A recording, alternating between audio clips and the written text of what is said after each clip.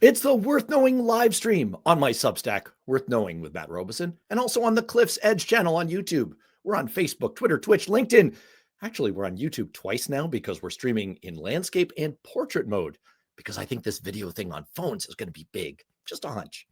We have got a jam-packed show today. We're going to hit the unfolding Epstein files debacle for President Trump and how it fits into the larger picture of Trump's political decline, which is something that I wrote about on my Substack, worthknowing.substack.com yesterday. I want to dig into it a little bit more. And then I've got big news, a big announcement about a new show that I'm going to be running. I know you'll like it. It's going to be so much fun. And finally, we'll bring in our guest, my old friend and colleague from my congressional staffing days, former Bernie Sanders Chief of Staff, Michaeleen Crowell. And we're going to talk about the infighting that's beset the Democratic Party over the last week, how it's holding us back, and how we can fix it and go kick some MAGA ass. But first, of course, we have to talk about the news of the day, really the news of the last 48 hours, ever since Donald Trump executed his massive flip-flop on the Epstein files. So let's turn to that. And what I want to do, because this is unfolding right now as we speak, is I want to take a little bit of a step back, just a little bit, and remind ourselves how we got here. We are 4 months and 11 days since Donald Trump's Department of Justice told us no files would be released. And now the White House has agreed, actually, yes, all files will be released, although maybe not really. And that's an important point. We're going to circle back to it. What a debacle this has been for the president. 4 months of playing defense, dividing his supporters, dividing his base, wasting what little political capital he has. And believe me, it's not a lot. It's way less than he thinks. This is a classic trap that presidents fall into. I've written about it on Newsweek and reprinted that on my Substack. This is the classic trap. You remember George W. Bush in 2004. He wins the election. He says, I've amassed a lot of political capital and I'm going to spend it. No, wrong. You hadn't, George. You hadn't. And of course, he decided to spend it on trying to privatize Social Security, which boomeranged on him immediately. Donald Trump has decided to spend what marginal political capital he had dodging on the Epstein files. Oh, and also doing this crazy thing on tariffs and letting RFK Jr. run wild on health, as he promised, and trying to do this performative immigration deportation debacle. But the Epstein files is really what's divided his own political base. Now, when I studied under former presidential advisor David Gergen, I was his teaching assistant of all things. He had a cardinal rule for communications and politics. One rule: get it out yourself. Get it out first. Get it all out. I know that's a 3-part rule, but it's one rule. But instead, Donald Trump decided we're going to fight everything. And that's how we've gotten into a string of illogical reversals from Trump and MAGA world that completely redefine the idea of cognitive dissonance.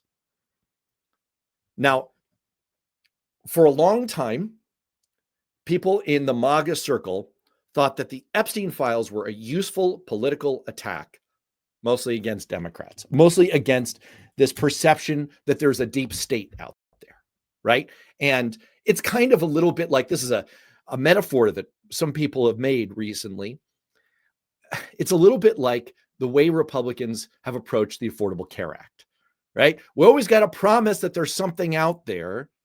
And as long as we don't have to get into any details or, God forbid, do anything, it's great politically. But there's no there. And that's exactly what happened with Kash Patel and Dan Bongino and all these other hooligans who've been making hay out of this for years. I mean, Pam Bondi was able to say, she came into office saying, I have the Epstein list on my desk. And then like a few days later was like, but it doesn't exist. See how that works, right? JD Vance back in 2021, this is a tweet from him. Remember when we learned that our wealthiest and most powerful people were connected to a guy who ran a literal child sex trafficking ring, and then that guy died mysteriously in a jail, and now we just don't talk about it? Guess who doesn't want to talk about it? So in order to divert from the fact that, hey, they're now actually in charge. They now actually, we're waiting for your mysterious plan to replace the ACA. And what was it Nixon promised? I have a secret plan to get us out of Vietnam. We're waiting for the release, Pam. They're on your desk. They've done everything else they possibly could. They've been doing the 5 Ds of dodgeball. Nice one, son. You'll be an all-star yet. Just remember the 5 Ds of dodgeball. Dodge, duck, dip, dive, and dodge. Yes, the 5 Ds of dodgeball. First, you might remember back in February, they delivered these huge binders full of information, which is a step up from Mitt Romney and his huge binders full of women. Huge binders of information, and they handed them out to influencers. Turned out to already be information that was public, but they treated it as a big deal. See, look. So when no one was interested in that, they made a big announcement in July. You may not even remember this because it's like 15 political lifetimes ago. They said, there's nothing else to release. There's nothing else. We have nothing. There's nothing else to see here. Nope, that didn't work. So then Deputy Attorney General Todd Blanche ran to federal prison, where he could have seen a lot of MAGA world before Trump pardoned them, to interview Ghislaine Maxwell. Trump's, Freudian slip there, Epstein's accomplice in his crimes. And she also said, no, there's no further information here. Funny enough, right after that, she was inexplicably moved to a cushier federal prison where she gets, I'm not making this up, puppy visits. Also, Donald Trump has declined to rule out a pardon for Maxwell. And just as late as last week, as pressure was starting to mount behind this discharge petition, which is just a procedural maneuver in the House to force a vote on a bill. So there was a discharge petition. It's like any petition that you might, gather signatures for, except you can do this in Congress. And it's seen as a big slap in the face of your own parties. If you're in the majority and you execute a discharge petition, this is a giant middle finger to your leadership. So Thomas Massie got together a discharge petition along with Ro Khanna, and it's on the verge of passing. And one of the side effects, obviously, of the shutdown was that newly elected Adelita Grijalva from Arizona was not seated by Mike Johnson, which denied her the ability to become the majority-making vote on that discharge petition to force the release of the Epstein files. So with pressure mounting just last week, the Trump administration took their top law enforcement heavies, Blanche, Attorney General Pam Bondi, FBI Director Kash Patel, and they grabbed Lauren Boebert. They kind of hustled her into a room, like one of those movie scenes where the Secret Service, huddles around someone. They hustled her into the Situation Room. Read Cliff's piece on this on Blue Amp, by the way. It's amazing, absolutely amazing. They hustled her into the Situation Room to sweat her on, won't you take your name off the discharge petition? Lauren Boebert, who barely has a synapse firing in her brain to connect. I know I shouldn't run down her intelligence. I should just run her down for being crazy. So, okay, my bad. She says no. She says, pound sand. I need my MAGA base more than I need you. And by the way, the denouement of all of this, his last act before caving, was for Trump to instruct his own Justice Department to investigate Epstein's ties to prominent Democrats. So that was the scene right before he caved. And he caved, by the way, right after Democrats released some emails, including one from Epstein to Ghislaine Maxwell in 2011, saying, I want you to realize that the dog that hasn't barked is Trump. A victim, redacted, spent hours at my house with Trump. He has never been mentioned. So that all led to White House Press Secretary Caroline Leavitt issuing the greatest head scratcher, the greatest non-denial denial, which is a Watergate term, ever in the history of White House press secretaries. And that's saying something. Let's just take a look at it. That have been released by House Democrats, separate from why you believe the emails were made public, can you address their substance? Did the president ever spend hours at Jeffrey Epstein's house with a victim? These emails prove absolutely nothing other than the fact that President Trump did nothing. Well, okay. All right. Okay.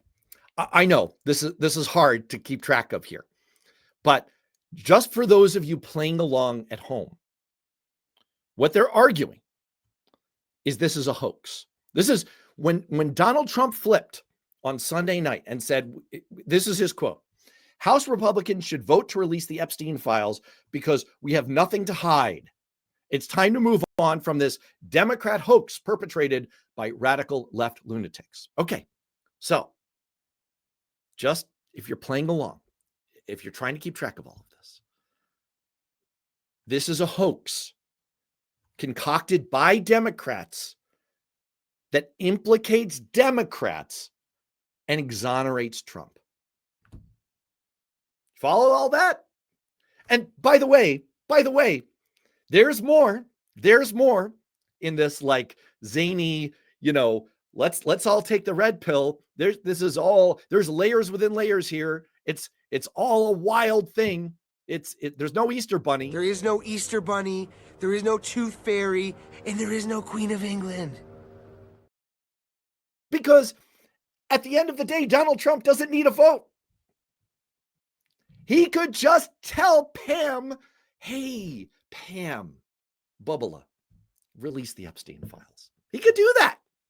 Nothing's stopping you, Don. Final point on this, and then we have to move on because we've got a lot more to cover today. The White House has already started signaling that they know that there's no floor to this. It's just going to keep going and going because now the pressure is mounting on Senate Majority Leader John Thune. Once the House votes to release the Epstein files, he'll be hard pressed with Donald Trump saying, yeah, release the Epstein files, to try to bottle this up in the Senate. I'll ask Michaeleen about this when she joins us in a minute. She is, after all, a veteran Senate chief of staff. Actually, maybe I won't. I don't know. We've got to get onto the Democrats with Michaeleen. But suffice it to say, Thune is going to do this. But the White House is already signaling, we know that this is going to be a problem because the MAGA base is never going to be satisfied. They've been attuned to conspiracy theories now. The entire contour of the Epstein case is one of the oldest archetypes of conspiracy theory that exists. Do you see how it rhymes with the whole pizza, what was it, Comet Pizza, the whole QAnon conspiracy theory? Except in this case, it turns out to be real. But do you see how it rhymes with the blood libel against Jews, which is the oldest conspiracy theory in existence, right? There's a shadowy elite group that's molesting children. The base is never going to be satisfied. They're never going to be satisfied, no matter how many files they release, no matter what they say about, oh, now we've really gotten everything out, which takes me back to the Gergen rule. Get it out yourself. Get it out first and get it all out. That would have been the political smart thing to do, but they didn't because Trump is Trump. And that really does bring me to my final point on this. I think that this is part of Trump's steep political decline. When Lauren Boebert tells you and your henchmen to pound sand, when Indiana Republicans tell you and your henchmen to pound sand, no, we're not going to redistrict because we don't really want to do that. Our own base doesn't want us to do that. By the way, Nebraska Republicans said the same thing. My old friends in New Hampshire Republicans, my peeps, I mean, I'm a Democrat, but I got along with a lot of those guys. They all said, no, hell no, no. When the Supreme Court says, yeah, your tariff plan is unconstitutional, I mean, they're likely to say that at this point. When he is getting the Heisman from power base after power base, that's recognizing that he is a net anchor on the Republican Party now, especially after the results of the election 2 weeks ago. As this increasingly snowballs, and by the way, as he increasingly walks into his own traps that he set. I mean, we just saw the news this week that Lindsay Halligan completely procedurally messed up her prosecution of the Comey case. She completely messed it up. She was taken to task in a 24-page opinion from the federal judge overseeing it. This goes back to something that I wrote in Newsweek. This is before I had a Substack, a year ago, right after Trump was elected. He's in a catch-22. He's stuck because he was determined to brush out all the competent professionals who worked in the federal government and replace them with incompetent amateurs who happen to be sycophants and toadies, like Lindsay Halligan. And that's what you get. That's what you get. You get rank incompetence, which stands in the way of your own objectives, your own agenda. And we're seeing it on issue after issue. Rank incompetence. We're seeing it on tariffs. We're seeing it on immigration. Where, by the way, for all the performative Fox News stuff, all the terror that they're inflicting in communities, do you know that Donald Trump is actually deporting fewer people than Biden? Look it up. Day-to-day basis. He's completely failing at this. All right. That's enough of all of my ranting. Let me get to my big announcement before I bring on Michaeleen. I'm really, really excited about this. Really, really excited about this. I am launching a new weekly show. We're pretty sure that it's going to run on Fridays. I don't think initially we're going to live stream it because it's a little bit more highly produced. We may get to live streaming it eventually, but it's called the Politics Rehab Show. And I'm doing it with a Republican, an anti-Trump Republican, also named Matt, a previous guest on this live stream, Matt Wiley, who is a high-level political consultant for many Republican senators that you know. He is actively working to stop Donald Trump. And this is our attempt. We're calling it Politics Rehab because it's politics without the hangover. We are trying to make politics fun again. We're trying to re-engage the politically exhausted among us who can't take any more of this crap. And we're consciously modeling it after a sports show like PTI, not to treat any of this lightly, but to try and make it engaging, to try and make it's the same idea behind my Substack Worth Knowing. I want to make news and information fun, something you want to engage with again, and not just an exhausting slog, which, by the way, the more it's a slog, the more the authoritarians win, right? Because we don't want to deal with all the unpleasantness. So every week we're going to start, Matt and I, with our Trump dump, where we get out all of our vitriol and anger at Trump. Not that there's not always more it's a renewable resource, but we start there. That's our ante. That's, hey, everyone in the audience, wherever you are in the political spectrum, we're all aligned in this. We're against this authoritarian lunatic. Then we do our politics rundown. We do special segments like Matt GPT, role reversal, spraining a shoulder. We have a weekly segment that I'm really, really into, looking forward to, called That's Bullshit. You can guess what that's all about. And then we close with each of us doing 1 minute of what we call a dose of hope. So I hope you will tune into it. Where can you find this show? Well, my Substack, worthknowing.substack.com. We'll also have it up on YouTube, on the Beyond Politics podcast, and more. Okay, I'm done shilling for myself. Thank you all for bearing with me through that. And I am, at this time, so excited to welcome back one of the true guiding lights in politics, the pride of Lowell, Massachusetts, Michaeleen Crowell. Oh, my goodness. Yay, good to see you. Oh, it's great to see you. It is really. Thanks for having me on again. Oh, it's delightful. And look, this is sort of case in point of what we wanted to talk about. I'm kind of a center kind of guy. You've worked for Bernie. Other people, you also, you worked for that noted centrist Ted Kennedy. So you have been a luminary, A liberal lion, as it were. liberal lion. But boy, do we agree on like a lot. And that's really what I wanted to talk about today. And just as a jumping off point, I want to show a graphic here from G. Elliot Morris. Hey, Elliot, if you ever agree to come on this show, which I've teased you with, and you're like, I don't really do live streams, but we'll see. If you ever come on, I want to know, do you prefer to be called G or Elliot? Just throwing that out there. G. Elliot Morris, former 538 data analyst with The Economist as well, now on Substack, put out this fascinating graphic. Let me remove the banner here so that we can actually see ourselves. His point is both parties are tremendously unpopular right now. But Republicans, their problem is independent voters. Their problem is anyone who isn't a dyed-in-the-wool Republican or even a dyed-in-the-wool MAGA Republican. For Democrats, our problem is a little different. Our problem is that our own party is unhappy with its leadership and with its direction.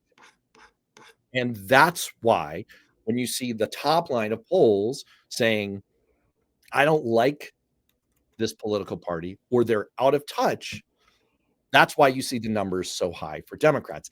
And in a way, it's sort of the biggest strategic problem we face as a party, because we should be crushing these guys right now, and we're not because of some of our own fractions. That's my jumping off point. That's how I see it. Do you agree? I do. I think there's a conversation that's been playing out in the Democratic Party for about 20 years, but I think it's really come to a head in the last 8 or so. And I think a lot of folks have just not learned some of the lessons from 2016. And I think we have, as a party, not communicated really well with our traditional base. We've not shown that the government that we champion and get tagged with status quo for is actually working, and haven't reevaluated where it deserved reevaluating.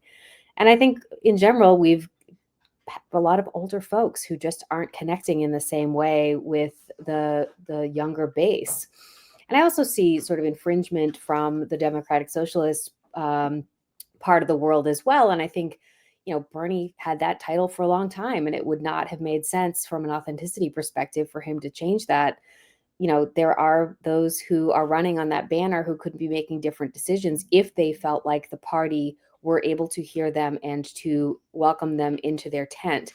And I also think that the things that are coming out of the mouths of the Democratic Socialists are not things that are foreign to the Democratic Party. They are things that the party has once and can again stand for. We're just not articulating those aspects of it particularly well to especially younger voters. I want to, well, let me get to one comment here. Some people boil this down. Let me see if I can find it here. Here it is. The Cynthia Rice. Some people boil this down to it's a generational problem. Now, Bernie is what? 83? Yep. You and I, we go back long enough to where we both had brown hair. Yes, Exclusively. I still have a little. You've back still here, got, well, you've still got some. Me, not so much. I look like Pepe Le Pew across the top. Is this an age problem, or is it an ideology problem, or something else? I think it's it's getting too far away from your supply lines. I think it's getting too far away from voters.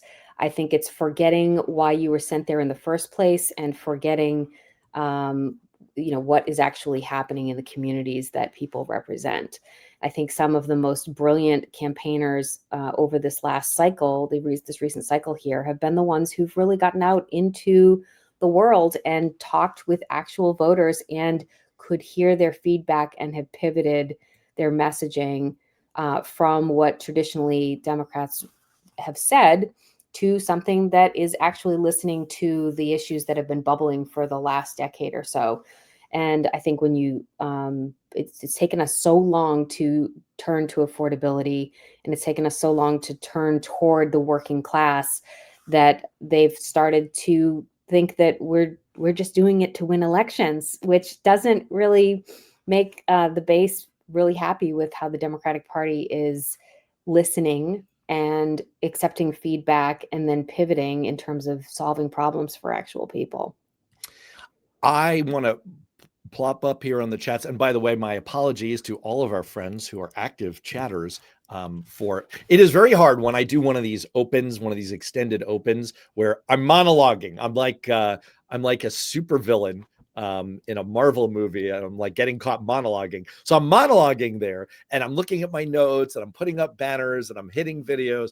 I can't also have a fourth part of my brain doing chats. Too much gray hair. I'm too old for that. I think a digital native who's like 19 could do all four things at the same time. Me, not so much. Anyway, I'm trying to catch up on all of the wonderful comments that have been streaming in. One of them from a bit of a dissenter here, which I'm very happy to plop up here, which is Ed Blazing Game 8139. I apologize if I'm misconstruing your handle. The demo rats. Oh no. I hope that's a typo, man. Come on, Ed. The demo rats are now communist. You have one on each coast now. Wait, who's the one? First of all, we have more than one on each coast, man. I think Mondami was trying to get people to understand that it's not pronounced communist, it's pronounced cyclist. There it is. I don't know if you saw that video. It was super cute. But yeah, there's actually another Democratic Socialist that was elected in Seattle, I think. That's what it is. Okay. And that must be what Ed's talking about. That might be what he's talking about. So, I think we get caught up in titles that don't mean anything, that are meant to scare people. But I don't actually think the younger generation is scared by anything anymore. Words are just words. And it's actually, what are people talking about and who are they talking to and how authentic are they? This young woman apparently lives in an 800 square foot apartment. She takes the public transportation to work, rides the buses, is actually a member of the community and is elected now to represent it. So I'll take whatever names people want to throw at these candidates, but the fact is they live in these communities. They listen to people in the communities. They are attempting to solve problems that impact their communities. Call that whatever you want to. I call it good politics and good representation.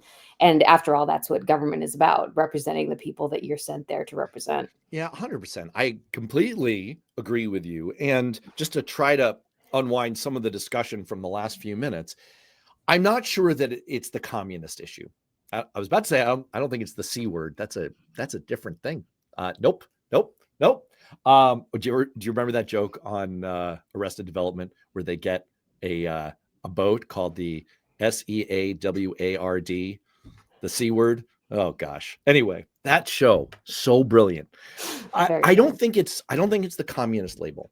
I'm not so sure it's the socialist label. Now look, about 10 years ago, I had really good polling in hand showing that slapping the word socialist on anything, if you're a Republican running for Congress, for example, slapping the word socialist on any proposal or any candidate from the Democratic Party gave you 10 points advantage.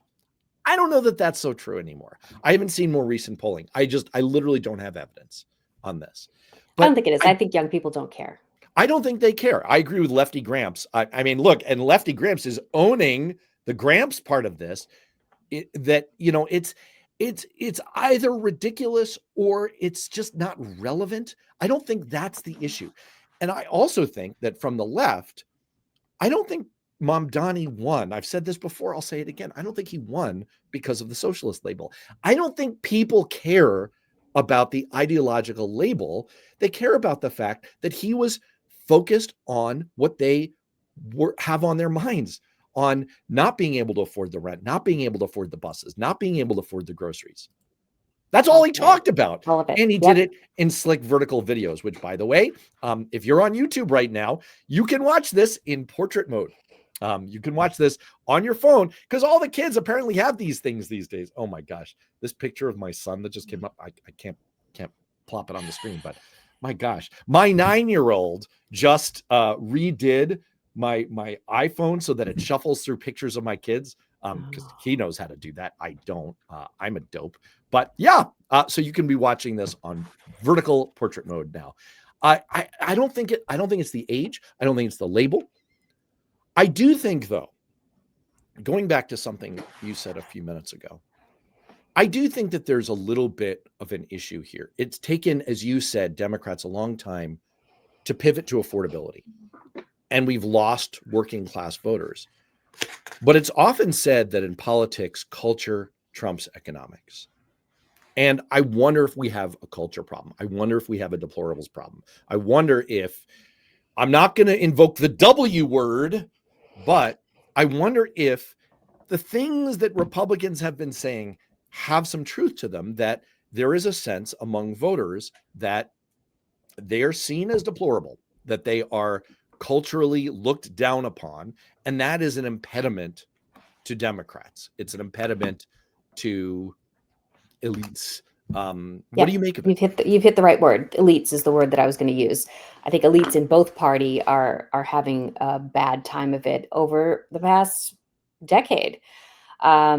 People don't want to see, they want to see themselves reflected in their leaders. And I think you can have a smart person. I mean, Mandami is a smart person. He speaks in full sentences, and he makes coherent arguments and has conversation. So it's not necessarily anti-elite. It's just authenticity, and it's speaking to human beings and addressing problems that actually are meaningful to them. Now, do you have to understand how the world works and how it's going to impact the economy and how the bigger picture is going to unfold? Yeah, I think that's extremely important. But I actually think that he's able to do both, walk and chew bubblegum. And I think the Democratic Party has for a long time not been able to walk and chew bubblegum. We have not been able to speak with actual humans and voters. We have been too much in with the elites and addressing problems that maybe aren't on the front of people's minds when they're trying to afford childcare and food and the bus and rent. So I think that there's a big disconnect that the party just needs to really get at.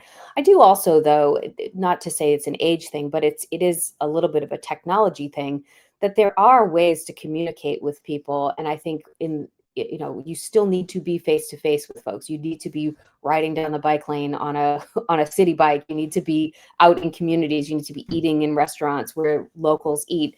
You need to have conversations with real human beings. But there is a way to use the technology that we have to have conversations with people that aren't out and about in the streets. And he did it in an extremely brilliant way that not only showed his versatility in terms of proving his case, this is in Mandami's case, but also, showing that he was able to solve problems in his previous positions.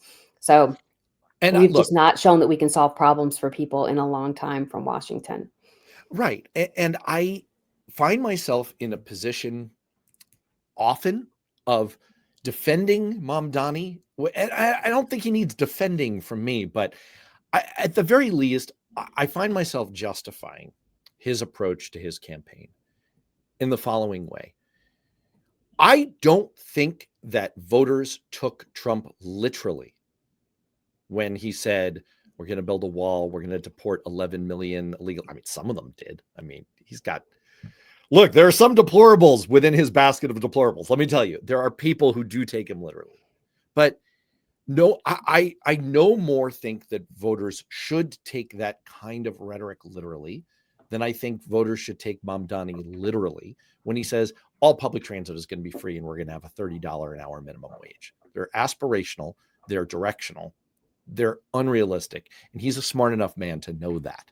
That's not practical. Now, I mean, maybe in his mind it is, but oh, wow, I've got to ban someone. We have got a straight on anti-Semite in the chats. So we are going to we're going to ban this user and delete their comments. Wow. It doesn't take long for that to come out. Bye. See ya. So I find myself kind of, I don't know why we are holding Mamdani to this kind of a standard. That said, I think the onus is on him. And we are going to veer back to the main thrust of our conversation. He has to there's a lot riding on this because he's going to be the poster child for the Democratic Party. He is going to be Ted Kennedy, then it was Bernie Sanders. You've been there. Yeah, of course. Right. So he is going to have to, walk and chew gum. And I'm going to, All right, I'm going to go ahead and put this comment up. Before we leave Mamdani, though, just for 1 second. Oh, go ahead. No, this is on Mamdani. Go ahead. Okay, so so I just want to talk about the Democratic Party a little bit. The establishment candidate that they brought in at the last moment as a dying gasp to save that seat from a socialist, I think has been a really interesting thing to watch because it's happening around the country where processes are playing out. Candidates are getting traction. And when it looks like someone who's not controllable by the party seems to be gaining steam, they come in and put an establishment candidate in. It's happening up in Maine. It happens in other places. It certainly happened during the 2016 campaign. It happened again in 2020 with Bernie. The party just couldn't handle the fact that he was going to be unpredictable and put their thumb back on the scale for somebody who was more establishment and more able to be controlled and more predictable, as it were. So I think we, in general, have a party problem, which is you got to let some of these processes play out. You've got to democratize the Democratic Party. You've got to allow the will of the people to play out occasionally. And if you don't, you end up with things like Trump. The Republican Party is not super thrilled about that either. That party has taken a complete turn, and your sort of establishment Republicans have been having a problem with that for the last 10 years. Oh, your whole live stream is going to the dogs. And thank you, the Cynthia Rice, for being my troll slayer. Oh, wow. What an epic moniker. I want to be a troll slayer too. I just got to go after one. Yeah, take that, trolls. I think where I was going with the Mamdani thing, and look, I mean, again, Jim Williams, you're right. Like, yeah, some bus lines could be free, and we could have a trial, of a city-run grocery store. We could try some ideas. More to the point that I think you and I wanted to get to. I think that the big pivot to affordability has been a huge positive. I think that it has united both factions of the Democratic Party. It's not just kind of a practical, like, hey, we've hit on a message that resonates, that works, and that centrists and progressives can both own. We can have shared custody of this message. Like, great, wonderful. I think it is necessary but not sufficient.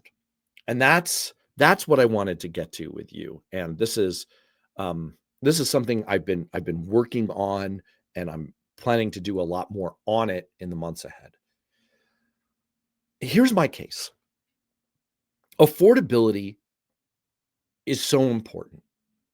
People are living through a lot of pain around necessities in life. Childcare, healthcare, groceries, housing. There was really good evidence from the Center for American Progress in the mid-2010s that in the preceding decade, for middle-class families, the cost of those big four had gone up $10,000.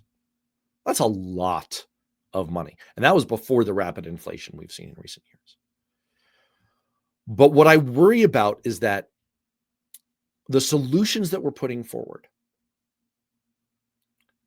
tend to amount to, and I say this without judgment, big, bold government programs like your boss used to talk about that have, the ring of, well, it's a big government program. It's a handout. Now, I know there was a comment here a few minutes ago. Hey, what's wrong with we get our own money as socialism? No, you're right, Ryan. Like, I know it's our own money.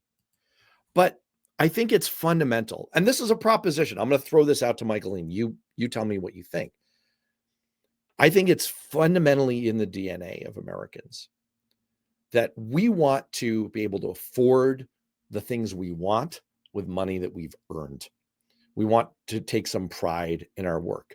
And look, some Democratic Party ideas like the minimum wage are great. I like raising the floor, but I don't think it gets to the core problem that we used to have a robust middle class that felt like they were thriving and getting ahead, and we don't. And raising the minimum wage doesn't address that problem. I just said a lot, but that's my pitch to you is that there's a gaping hole. It's great that we have a little shaky detente between progressives and centrists on the issue of affordability, and that might hold through 2026. But I'm worried that we still have a gaping hole in the center of our party around prosperity, growth, thriving, feeling like you're getting ahead in life. Thoughts? Yes, and I put going to the dogs, to your point, my dogs were heading out for a little walk. So It's so nice when I they have to finally put grow up and myself take on care of mute. themselves. I know.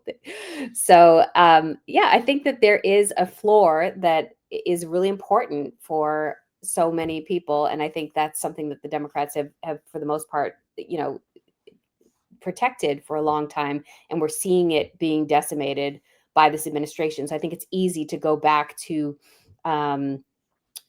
protecting that floor, protecting that safety net. And I think that's something that we have to do as Democrats. But I think you're hitting on something really important, which is this robust middle class. Anyone who's working for a wage or even a salary, anybody sort of in the middle who is not reliant on trust fund and investment income. And I'm not talking about people that have a 401k, people who live off their investments. These are people who are operating on a different plane than those of us who work for a living and make a salary or are making a wage, even if it is a high wage. I think we've fundamentally missed something about those folks feeling that they are continuing to pay into a system that doesn't give anything back to them. And so where is the money going? We are not a country that is lacking for resources. We do have to look at where those resources are going. And when you talk about the focus of the government, for the most part, when you look at the Big Beautiful Bill or any other piece of policy that's going through the system, a lot of those pieces will never have any impact on actual human beings. And so the fact that they're seeing their government do things that aren't having impact on them is fundamentally the problem. And if we need to, God forbid I use the R word, redistribute some of that money from other places We have to to stop calling actually words by a first letter because we're getting it wrong consistently, both of us. the R word. The R Don't word, no. redistribute. That's not any better than the C word, Michaeleen. Do not, All right, we're doing terribly. But really, we are. And so we have to figure out a way, though, to ensure that all of the resources in this nation really aren't focused on, and I don't want to sound like Bernie, but aren't focused on corporations and people who are extraordinarily wealthy and don't need the assistance.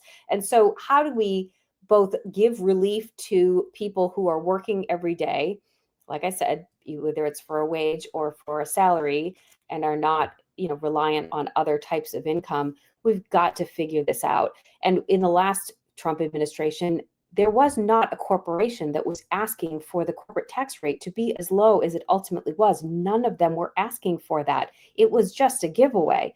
So we have to decide what our priorities are as a nation.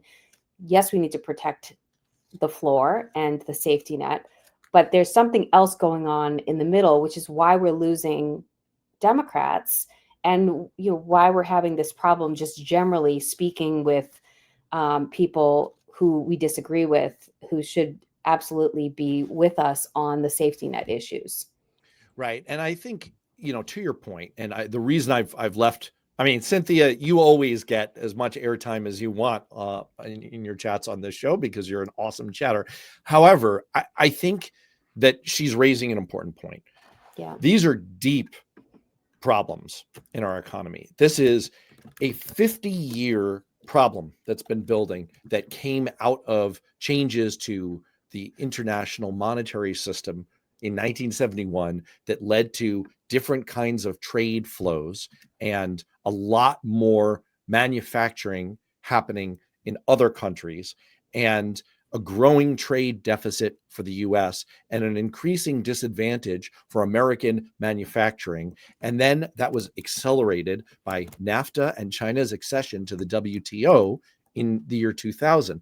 And the upshot of all of that has been an absolute crushing force, like our middle classes in the trash compactor in Star Wars: A New Hope, an absolute crushing force on the middle class. Now, what we've seen is in districts, congressional districts that have been most impacted by these forces, most impacted by trade, if they were previously left-leaning, Democratic Party leaning, or majority minority, they became Bernie Sanders districts in 2016. You're probably very, very familiar with that. Indeed. If they were previously somewhat right-leaning, just a little bit, they all became Trump districts, because these are people who are being subjected to the same economic forces and are having essentially the same political reaction, different versions of it in different parties. Now, Trump's is MAGA, xenophobic, racist insanity, and Bernie's is fundamentally compassionate and decent. I'm not sure I agree with all of his policy prescriptions, but it still left us with the problem that is up on the screen here, which is and I've lost Michaeleen, so I'm going to go straight to filibuster mode. It's led us to the problem that we have up on the screen here. And this is from the Searchlight Institute. It's a new think tank. And what they're showing here, based on their polling, is the view that voters have of Democrats. The view that voters have of Democrats, look at what I did. I filibustered. That's really your expertise, not mine. I was always a House guy. You became Senate gal. You used to be a lowly House gal, and then you ascended to the upper chamber. So I successfully filibustered through the gap there. Sorry about that. No, that's fine. But the problem that Democrats have is the way voters view us is we are the party of putting a net under you. We're there for you for stability. We're there for you for healthcare. We consistently enjoy an advantage on healthcare. We're there for you for Social Security. We're there for the minimum wage. We're there for a floor under you. We are not creating a trampoline. And all of these things that you aspire to aren't associated with what the Democratic Party wants. So purely from a political standpoint, I think that's my argument is, to Cynthia's point, it's a long-term problem, but that's the hole we need to fill. Well, with the quick fix issue, and I think, Democrats are interested in being wonky and working in 12-point plans and debating something until it's a pulp of what it was in the beginning. I think people want to see big ideas. And so free buses and, frozen rent, like, I got to be honest, like, that doesn't seem like a big reach. That seems like something you could prioritize with one or two small changes in your budget. Like, those are just not, if somebody's calling those big, bold ideas, God bless us, because we have completely missed the point here. But to be aspirational is a good thing too. I do think that people want to hear something aspirational. What they heard from Trump, whether you like it or not, was something big and bold and different, and they were going to shake up the status quo. We don't hear that a lot from Democrats, and I think we're trying to figure that out. We're trying to come to grips with the fact that we have not defended some of the programs that are working and continue to work. And we didn't have a person at the top of the government in the last administration who was able to make that case, despite the fact that there were some very good progressive things that happened during the Biden administration. So I think we need to figure out how to get people invested in complex issues while actually speaking to issues that really sing to them, like childcare. I think, for just as one example, that is one of those places where it's been a great talking point for everybody, and no one has any intention whatsoever of actually trying to solve that problem. It could be bipartisan. It could be fixed tomorrow morning. Nobody really wants to actually get into the weeds on that because they'd rather just talk about it as a campaign issue. I think you're seeing the same thing playing out here in Washington right now with the Affordable Care Act subsidies. That, that's the next vote that's going to happen. The Democrats get to choose what kind of a vote they want to have. There's absolutely no way to solve this problem in a bipartisan way. It's going to continue to be a campaign issue. It is going to continue to be an affordability discussion. I do think we need to put forward some big ideas for people to get excited about and to latch onto. And I think Democrats have to stop speaking in 12-point plans. That said, the Republicans have taught us something really interesting this time around, which is they had a playbook. They implemented it fast and furious. You mean We don't have Project any such 2025? thing. Indeed, that is what I speak of. But we don't have something like that that's ready to be implemented should we, be the dog that catches the car in this next presidential election. So I think we've got a lot of work to do as a party to really make sure that we've got not only some quick fixes that we could do with an executive order, but also to address some of the complicated issues in ways that are actually addressing people's real life concerns. And I think one of the issues, to build on that point, that we face is all of this is complicated. All of this is extremely complicated. I have a degree in economics, and I will admit that I find it complicated. And it's very, very hard to try to not just explain, because that makes me sound like an elitist prick, and I am one, but not for that reason. It's very, very hard to have a good, strong, straightforward conversation with voters about economic issues that doesn't make you sound terrible, which is why Mamdani is amazing. And by the way, just as a sidebar, I have never wanted to eat halal from food trucks so much in my life. Yeah. What the hell? I'm a Jewish dude from New York, and I want me some halal. Let me tell you something. Growing up in New York City in the 1970s and 1980s, we did not have delicious food trucks. We had food trucks. They mostly sold crack, and we had soubrette hot dog stands. My New York people out there, I know we're from all around the world here on this live stream. You know what I'm talking about. You are talking about little carts selling mystery meat, probably processed pigeon. None of this is what is in Mamdani's ads. That halal looks delicious. It should be $8. I agree with him on this issue. Yes. I will go to the mat for this. But I want to go back to a comment here. And again, I'm not afraid. As long as people aren't being racist trolls, one of whom I've slain already in this live stream, please put up dissents, put up differing points of view. I'm good with it.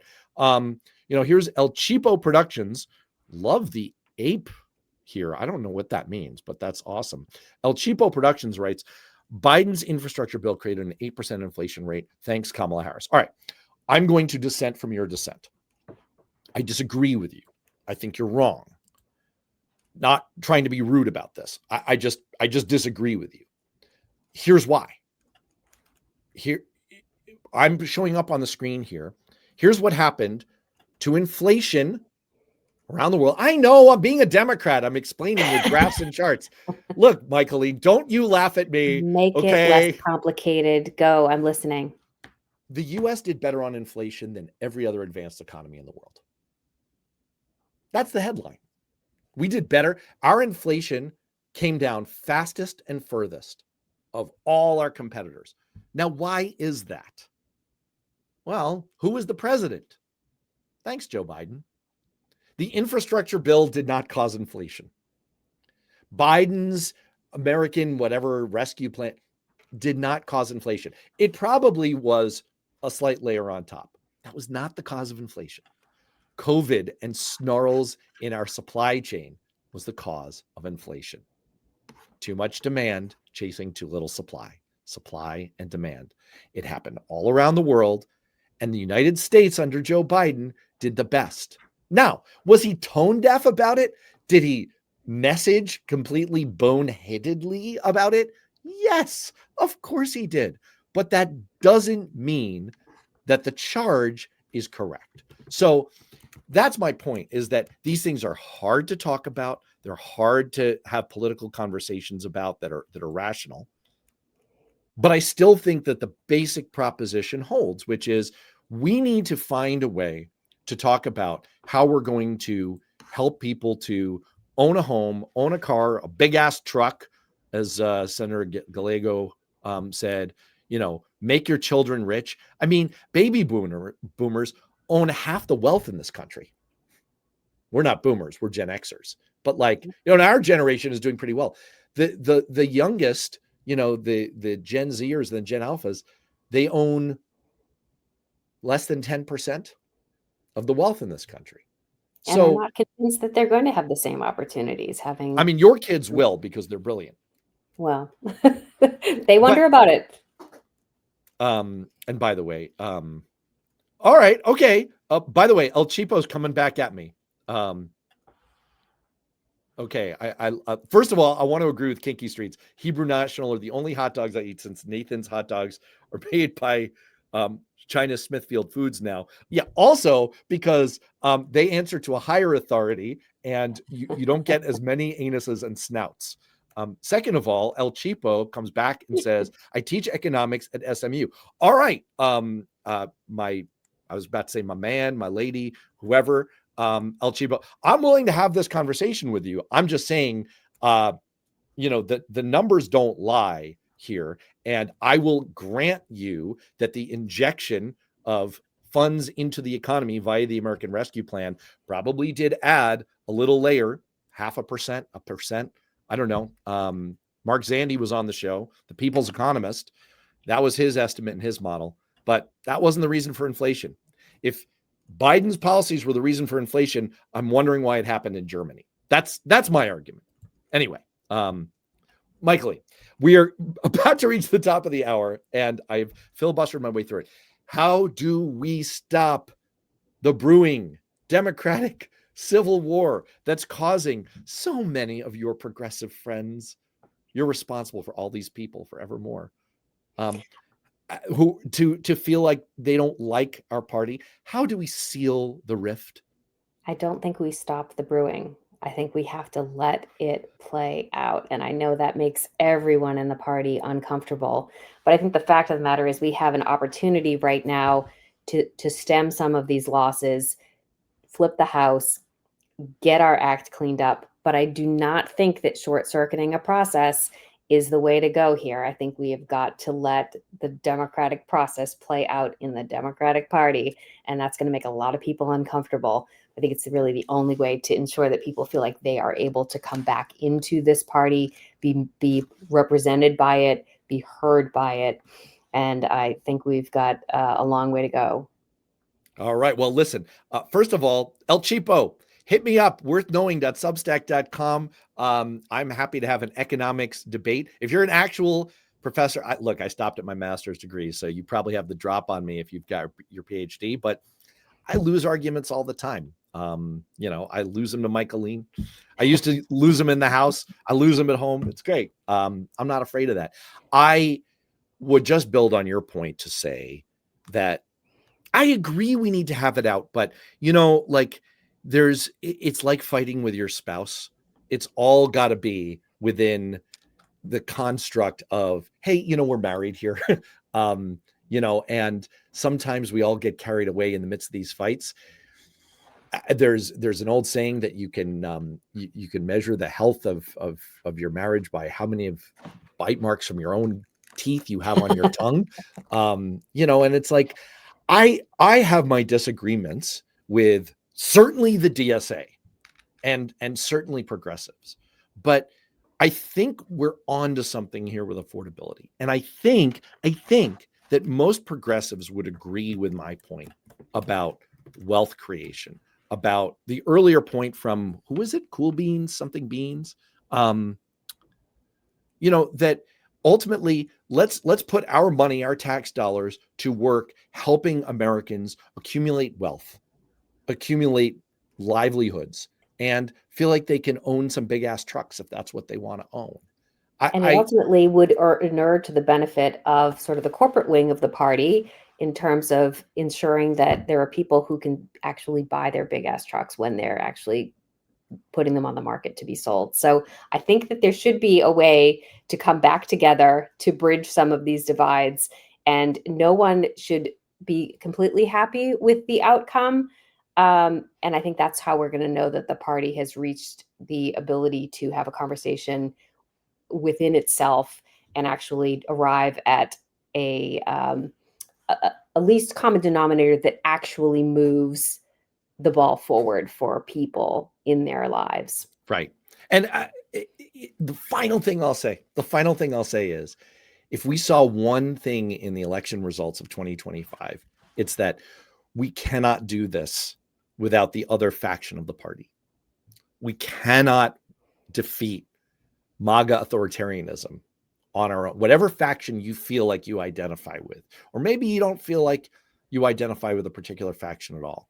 Maybe you don't feel like anyone is quite capturing your view of the world. And that's fine. That's the way most Americans feel.